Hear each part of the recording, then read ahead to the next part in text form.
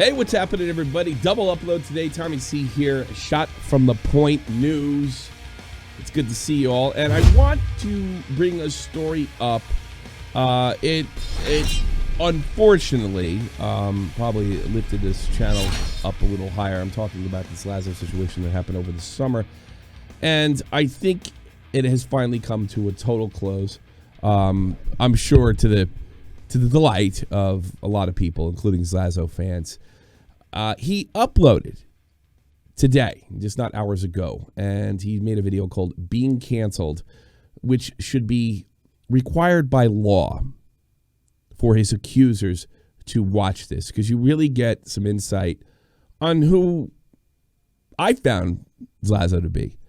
A very industrious, smart kid that has an incredible future against him. Has an incredible future for himself. And it was so close to being taken away. If I could just give you a quick update, back I want to say May, Slazo was accused, as he puts it, of the R word. You can check the videos in this channel. All of it's been debunked. You can check Nick DeOrio's video. You can check Turkey Tom's very famous video on this particular case. It had been debunked, with the exception of basically being a lousy teenaged boyfriend 3 years ago. That's all we got him on. Lousy, controlling jerk several years ago. And as you all know, there's a big difference between a 16-year-old kid and a 19 or 20-year-old man. Now, I'm actually not going to play this video, because I'm going to put it in the description box below, because I really think you need to watch it for empathy's sake. You know, because it points, I found that I forgot that this guy was accused of the second worst crime to murder. I did. I got tunnel vision because I wanted to avenge it so much, and it's something that worries about me, the YouTube platform, that independent creators can make accusations to each other and they are not held accountable. Although, like mainstream news, well, let me check that. Maybe it's the same both ways. I don't know. Maybe I feel like a major celebrity can take it to court a lot easier than somebody, as he says, with the comment section. It changes the game completely, because being a YouTuber is much different than being a mainstream celebrity. And I guess I'm going to go to the personal part of this first, and then I'll get into the talking points, and I do encourage you to see the video. I am always shocked, and I've made mistakes with people before, how YouTube creators, especially young ones, it's not that they're not like what they are on YouTube. It's just shocking to me sometimes that they're either introverted or B personalities. Yet there are these funny, talented people on YouTube. Slazo and I he probably couldn't stand to be in a room with me more than 10 minutes. I think he likes me, and I like him a whole bunch. But it was very obvious when we were working on Nick's videos that we have very, very different personalities, and they don't clash in a way that where we be at each other's throats. They clash in a way that probably make each other, or more me than him, like making each other feel uncomfortable. And again, going back to my sort of empathy, I don't know if lack of empathy is the right word, but I took it at, when we were working on the video with Nick, it was, I did this sort of army thing where I sort of slapped him on the back and said, come on, everything's going to be fine, forgetting that this guy was accused of the second worst thing to murder. Because I wanted to get those people back, and I want to make sure it didn't come back in this platform, and I forgot about the person that I was dealing with. And it made for maybe some uncomfortable jokes behind the scenes that were really just designed to make him cheer up, because I saw this guy suffer. I saw the 1,000-mile stare. I saw it. My own eyes, it was difficult for me to deal with. And, kind of having a bro-y background in the Army, for you English guys out there, would be being a lad. I've even though I'm 40 years old, when I'm with my friends, I'm a bit of a lad, bit bro-y. I enjoy that on my off time because I have to pretend to be an adult with the rest of my time. And this video reminded me just how painful this must have been. Yeah, I knew it was painful, but I didn't think, and it was difficult to watch, but at the same time, I was very satisfied watching somebody be uncanceled. And when I'm watching this, I'm like, all right, this guy's going to get this off his chest and everything's good. He says something that really got me. And this is where I get into some more of the talking points. I don't really feel 100% uncanceled. And this is where this is the gap. I don't want to call it empathy gap, where I have trouble understanding young people nowadays, and especially have this problem with the English commentators. I don't get them. I don't get why they're so introverted. I don't understand how they can, because even though, look, I'm not screaming at people, adults, in my public life. I don't do the act that I do on here or on the podcast like this. I pretty much am who I am. And I think with this video, this is the person that I met. And it again, I can't get over it that he feels that he's not uncanceled. To me, I would feel so vindicated, and I just want to get him back. But he's not like me. And I don't know if that makes him a better or worse person than me. It just makes him different. And again, this is why I say those people should be forced to watch this video through and through. They should be forced to watch it, then read it verbatim. And maybe I did too, because I started seeing this as YouTube drama, and I forgot about the individual a little bit. And but hey, I think Shot from the Point did good work. I think Turkey Tom did work. The community did good work. Uncanceling, and he is uncanceled.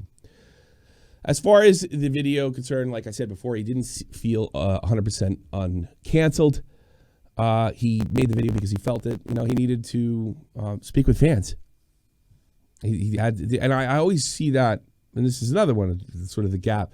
When people say that, I feel like they're being disingenuous. I didn't feel that at all, because this is the person I've met offline. He did not want to crush I Am Alex. He didn't want any of those things. He just wanted to get it clear and make sure people knew that he wasn't a monster.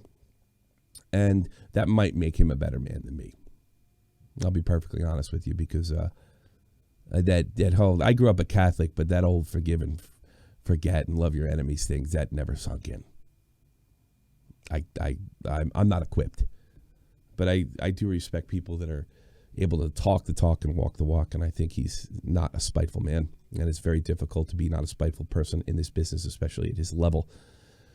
During the time, he also said that he was worried about getting backstabbed again.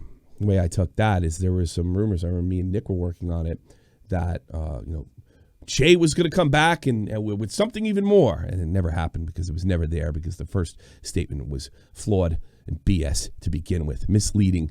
Would be kind. He talked about how he panicked before the video was even released, the one that ended up vindicating him, and how nerve-wracking that was. I can only imagine. I think one of the most interesting things he says, he's talked about going to a lawyer, which I don't think was a bad thing, but he brought up something that I didn't think of. He said he soon realized, because lawyers and a PR firm told him to be quiet.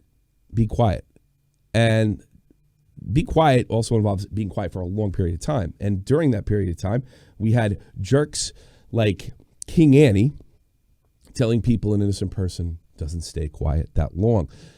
In other words, as he said it, quote, their clients, these PR firms and these lawyers, their clients normally don't have comment sections. So he knew he had to respond in some way. He knew he had to do it right because of the sensitive topic and the willingness to believe victims of, as he puts it, the R word. I think that's the thing that's most tragic about this is, and I'm sure he agrees, that victims won't be taken seriously because of stuff like this. The perpetrators thought they could get by because of people's general goodwill to believe victims, only to erode that trust here on YouTube. So he felt he had to do something about it. My job is different than most people's jobs. And to me, that shows a willingness to roll the dice, a vision to be able to see the situation you're in. Sometimes you have to tell the experts, sometimes, not usually, the experts, no, you're wrong. You don't understand the way this works the way I see it work and the way it actually works. Well, that didn't make much. Well, let me say that again. And I'm not going to edit it out because it was funny. Sometimes people that were well-meaning tell you to do something, and that's the standard practice. But you're in a different field, and they don't see the playing field the way you see the playing field. So it was a dice to ignore the experts and fight back in old-fashioned YouTube style. But we're not talking about JXE versus no BS. We're playing for all the marbles. And even if you win, you can lose. And losing means you're not only financially in trouble, your reputation is toast for life. The second worst thing to murder. That's what he was accused of. Now, here's the thing. This kid, he's industrious. This kid is going to be fine in life. I'm 100% sure he's not really a monster. I'm 100% sure he was every bit as awkward about relationships as I was when I was 16. And God, I can only imagine having social media in 1993 and 94 and having to deal with something like this. I imagine it happens on lower levels too within high schools. People that are not YouTube celebrities. And he's going to be fine. He's going to do great. The guy's going to be great. He's mentioned that he had other means of income. And then now he's finally in a position that he can make whatever video he wants. Whatever video he wants. Not only is he beloved, but he can afford to roll the dice and take a chance. That's when the good quality, sometimes your audience is like, argh! But if it's good, it'll work. It'll work. Just takes time sometimes. So I did see some in the comments that he said he was done. It doesn't appear that way to me. I don't think he's done at all. I think this is probably a rebirth. He also mentioned that he was going to delete the reply to Chade, or at the very least private it. Probably better to private it, have it for public record. I think most of us have it anyway. And because he doesn't want to be defined by the R word allegation. And I can understand that. And it just shows you the sort of thinking gap, because I would want that up to prove I was right. But I think that's what's really wonderful and refreshing about a kid like Slazo. It's not the most important thing in the world to be right. It's more important to be right up here. Godspeed, brother.